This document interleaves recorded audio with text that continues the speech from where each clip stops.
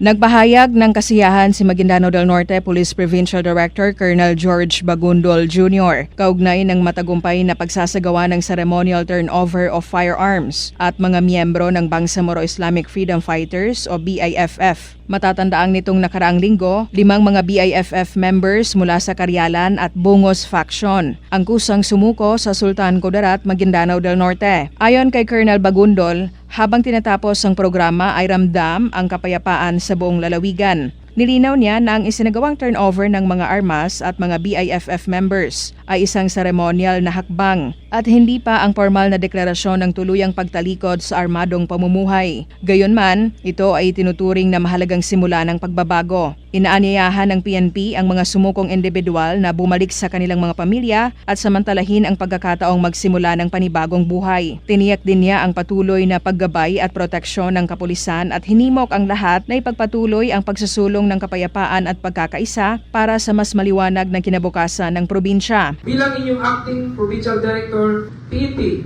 bilang inyong mga gabay at proteksyon, iniyak namin ang inyong pagbabalik sa inyong mga pamilya.